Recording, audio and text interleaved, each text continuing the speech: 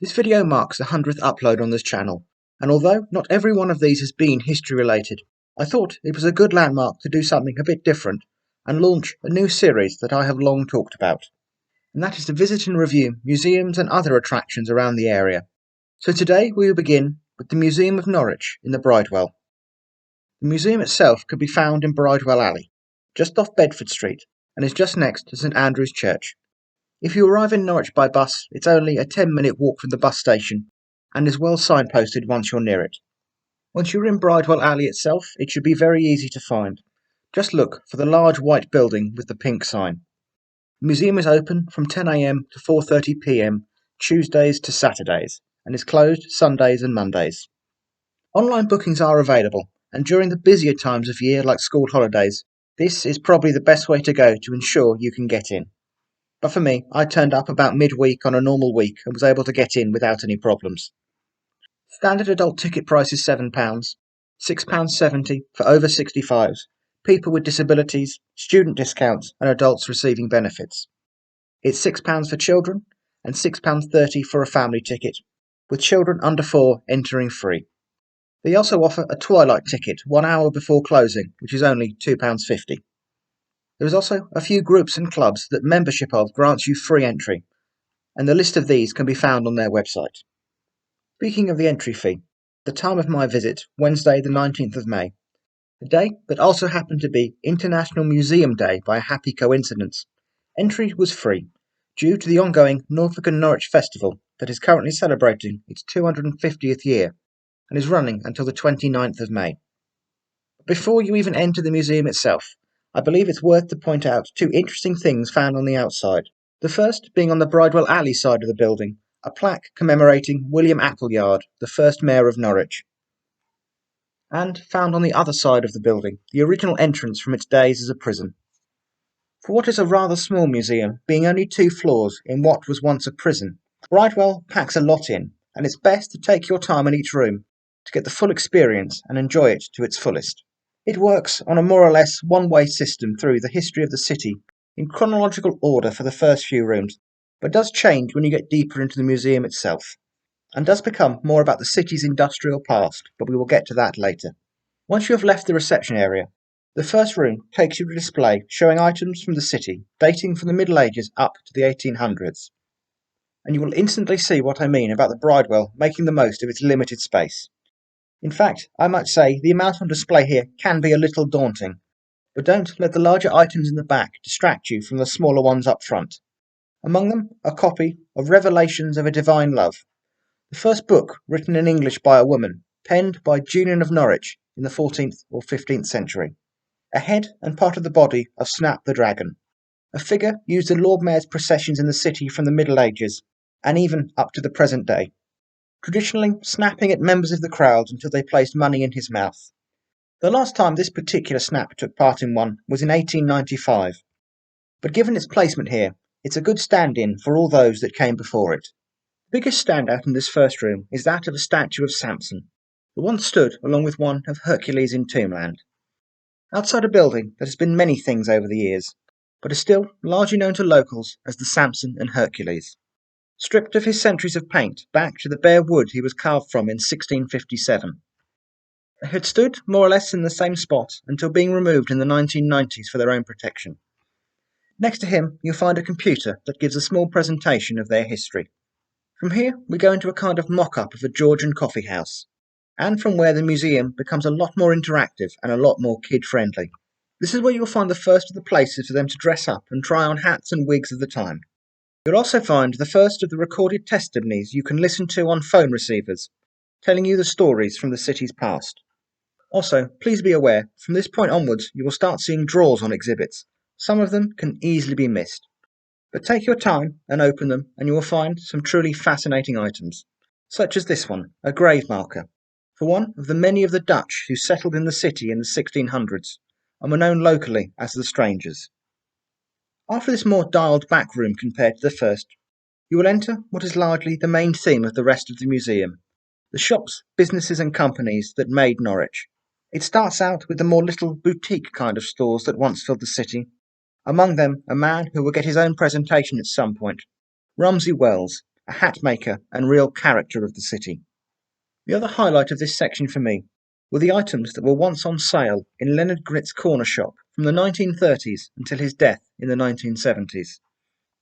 In this section, you will also see everything from shop bikes, early milk bottles, great carved wooden signs, to household products, some of which that are still around and recognisable today, and others now being long gone.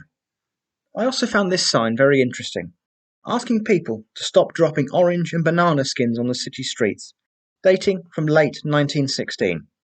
In some ways, it's nice to know that people seem to have always had a problem with putting their rubbish in bins.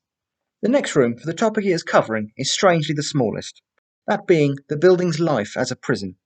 There is a couple of displays about life there and its most famous inmate, Peter the Wild Boy, who we covered on this channel some time ago. They also go over the food they were given, the work they were expected to do, and the punishments they received for rule breaking. They even have a door dating from the time of the prison on display, with a sign next to it saying there is graffiti from the prisoners on the other side, but due to its rude nature they won't display it. Something that I do understand, given that it is a very family-friendly museum.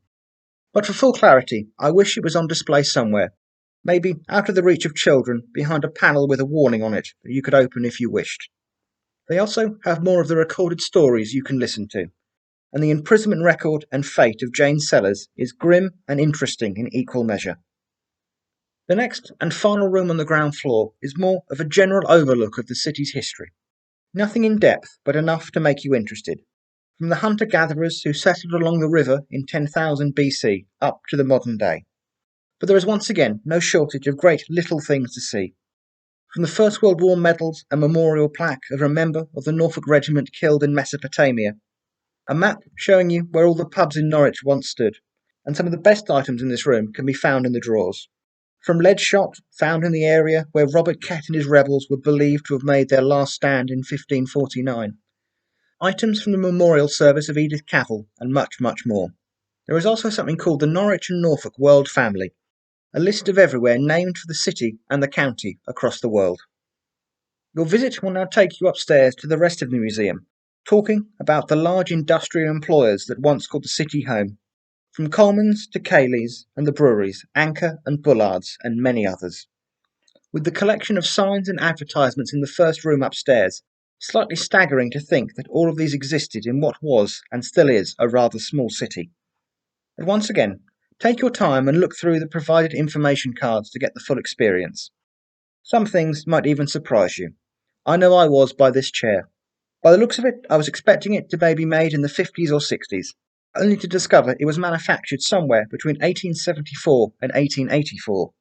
The next room is a highlight, and possibly for many, a standout room for the whole museum. A mock-up of an old pharmacy, mostly collected by a single man, as these older style places started to close down in the 70s, and is now on full display for us to enjoy. It's an amazing room to look at. I just wish you could get a little closer look at a lot of it, but I will cover more of that later. Following it, you will find the display of Coleman's that I mentioned a couple of weeks ago in the video on J.J. Coleman. And here you can get a really good look at the products they made, as well as some promotional items, including what looks like a small children's book. Following on from here, we go into more of the city's textile and clothing past, especially the shoemaking that once went on in the city. And once again, some great testimonials to listen to through phone receivers. My personal favourite was a man telling of a run-in he had with his foreman on his second day of work for not wearing a necktie. Again, more stuff for children to do in this room, from trying on shoes to making this little cog set work. You can also find in this room many of the items from Cayley's, from their chocolate and tonic waters to their world-famous mini Christmas crackers, and Cayley's was a company I spoke about some time ago.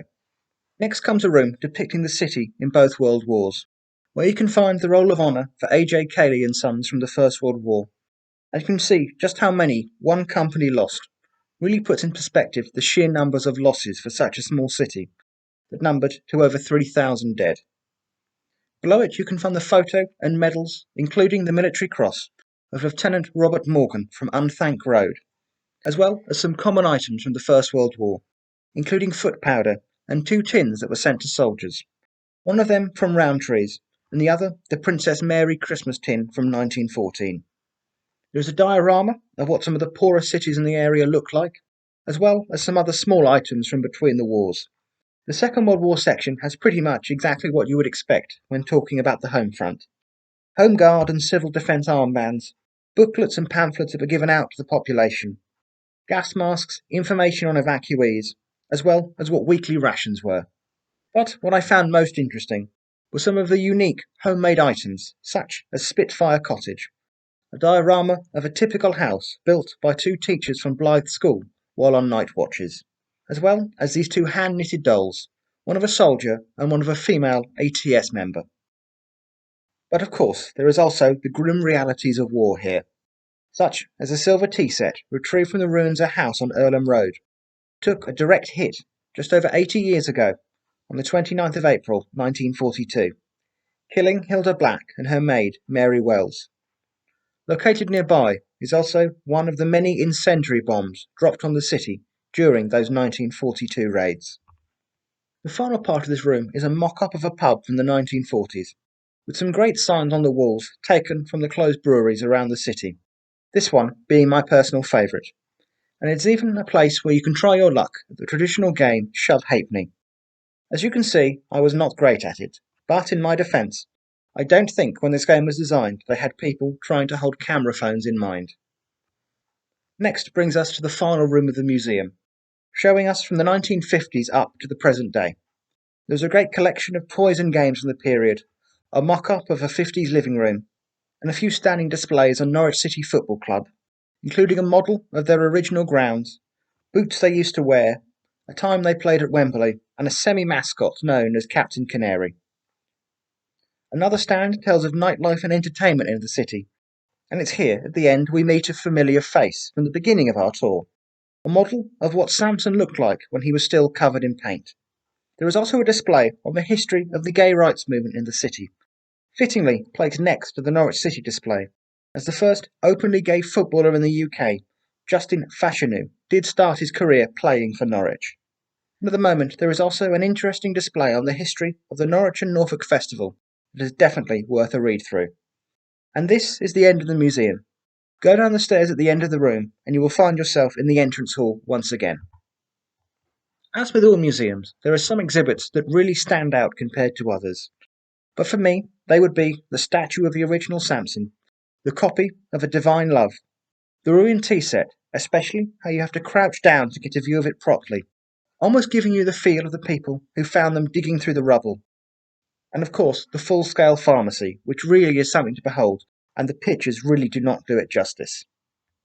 I've made a short list of things I really liked about the Bridewell, and thankfully an even shorter list of things I feel could be improved. And of course, they are all personal opinion. First of all, the museum is incredibly well laid out and easy to follow. Despite being over 2 floors, lifts are available for people with restricted mobility. And if you were coming with children, I believe they will find it a fun and engaging museum. I didn't get a chance to take any pictures of them, but they did have a cartoon dragon in almost every room, saying a clue about something in there, so possibly this is some kind of game they can play as they go along. This, along with the interactive screens and the dress-up boxes, is sure to keep them entertained. Also, in a time when museums seem to be going for a more minimalist approach of their displays, it's great to see a place that just has a large amount of items to look at. Even if sometimes this does mean information panels don't line up exactly with them, and you do have to spend some time hunting for where they are. I also wish it was possible to get closer to the pharmacy shop and really look around it. As you can see, the glass stops you at quite a fair distance. Now, I fully understand why not. It would only be a matter of time before things were broken or stolen if you allowed people in there freely. But I do feel that moving the glass so you can walk down the aisles and walk closer to the counter would have been really nice. My main complaint is not really directed at the Bridewell, as the Castle Museum does the same, and really, Norwich as a whole does it very well, and that is hiding a major part of our history. And that being the story of Kett's Rebellion. It hardly gets a mention. Only the lead shot found where the final battle may have taken place, a painting on the main staircase, and a small information notice saying that he was hanged at the castle. But there was nothing to say who he was, what the rebellion was about, or how long it lasted. But as I say, this seems to be common throughout the city, so I'm hardly going to place a black mark against them for it. The other is a slight nitpick, and I'm not even sure if I 100% agree with it. as I do like having the figure of Samson being one of the first and last things you see on your visit. But there is a bit of me that wished they would put the original and the paint-covered replica next to each other, so you can see what 300 years worth of paint really looks like. The final one was a weird placement of a diorama. It's Queen Elizabeth I entering the city through St Stephen's Gate, but they've placed it in a drawer, and it's very hard to see what's going on. I don't like ending on down notes on things like this, so I'll just add that the staff there are very helpful and friendly, both to me and every other member of the public I saw them interacting with. But Bridewell really is a museum where how much you get out of it is up to you, and it's best to take your time and really look around in full. I was there for about an hour and a half, although I did have to rush myself slightly at the end due to a prior engagement being moved. So alas, I didn't spend as much time in the final couple of rooms as I wish I had. But overall, I did feel it was a good amount of time to spend there. Although please bear in mind, this was not my first visit. I have been there about 3 times in the last 5 years, so there was a good deal of the information I did already remember. The last time being in summer 2021, where, due to the ongoing problems with COVID, nearly all of the interactive elements had been removed, so it's great to see that they're now back and operational. Although a place I would recommend to anyone, local or tourist to the city to visit, it is a bit small to make your main feature of the day, so it might be best to make a morning visit out of it before going on to somewhere else. As always, I like to look around gift shops and museums and other attractions, and generally do try and buy a little something. But given that I've been allowed in for free, this time I went out of my way to make sure I did buy something. They have a small gift shop, as you might expect, carrying a few toys for kids, mugs, pens, pencils, books and some artwork. I brought a book and a pen, telling the story of a Norfolk-born woman who found herself in occupied Belgium during the Second World War. So, once I've had a chance to read through it, expect a presentation on her life at some point. These 2 items were certainly gift shop prices and came to around £7.40. But as I said, given it was free admission that day, it just felt like covering the ticket price. Bridewell is most certainly worth a visit, whether it be on your own to look around, or if you have children that need to be entertained for a while. If you're visiting the area, it's a good place to get some local basic knowledge of the city for the rest of your visit. And if you are local, I'm sure you will learn a thing or two you did not know. And if you are local, there seems to be no better time than now, with the free entry due to the Norfolk and Norwich Festival. I will repeat once again, is running until the 29th of this month. But please be aware that is a Sunday, so the museum will not be open. So in reality, you have until the 28th. I hope you've enjoyed this different kind of video this week, and the launch of another new series. As with my graveyard visit one, I'm looking for any feedback you wish to give. I apologise that some of the pictures were not great quality, as they came from my visit last year when I was using a rather run-down camera. I'm unsure if when I make these videos more, they will be standalone videos of the week, such as this one, or will be more smaller add-on ones. It may depend on how much I can get out of the museum or attraction. A link to the museum's website can be found in the description below, along with the sources of any pictures used that were not my own. Once again, please let me know what you think, and please feel free to like and subscribe if you wish. This was A Little Bit of History Visits the Museum of Norwich in the Bridewell.